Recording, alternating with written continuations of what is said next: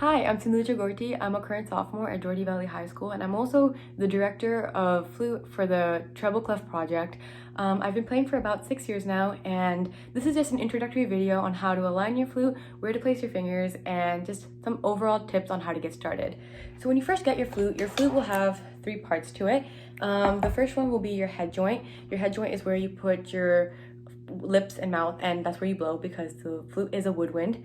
The second part is the body of the flute, which is the longest part of the flute. Just a side note, my flute is a open hole flute, which has actual holes in the flute, and normal flutes or beginner flutes will have a more covered, and it'll be much easier. It's totally up to you what you want to do, but in my opinion, I started off with the beginner flute, and I think everyone else should too. It's just much easier. So when you have your head joint, and you put it into your body of the flute, be very gentle because your flute is very expensive and delicate, which those two don't really go together well.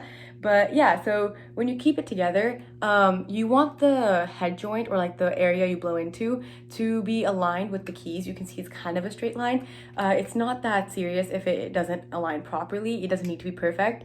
It just needs to be sort of aligned so that it can be more of a direct way. Like, since the flute is a very straight instrument, it needs to be more direct, the airflow.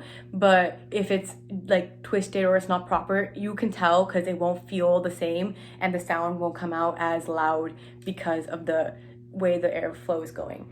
And lastly, the last part of your flute is this one right here. Many people I know would just put it like this, which is right here. You take this part and you align it with the keys of your body of the flute. But some people with smaller fingers typically like to put it right here so that they can just access it like that. I find that very uncomfortable, but if you have smaller fingers and it's like harder for you to play the flute like this, I also would recommend pulling it back a bit.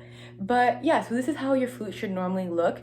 Another thing that people, when they first start off, is they don't know how to hold your flute. So you take your left hand and you take your left hand index finger, you put it right here, you skip this key right here, and you put your middle finger on this one, ring finger, and then pinky. Your pinky just kind of rests there. And then the thing is, there's a key in the back where your thumbs go.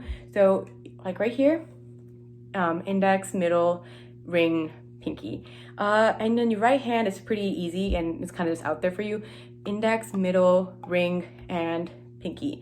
That's how you put your flute together. Another thing is, when you first start off, something that I learned and how I started off with, I just started off blowing into the head joint because you have an embouchure, or the way you're supposed to put your lips together when you blow into your instrument, and that's what directs how the sound comes out and how your tone will be. So I just went like that and blew into the head joint. I'm not going to do that right now because it's not pleasant for me or you.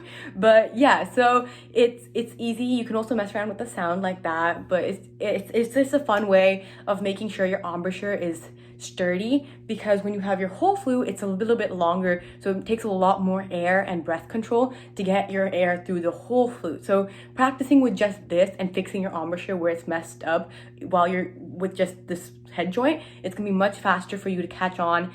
And another thing is, you really want to establish a strong embouchure.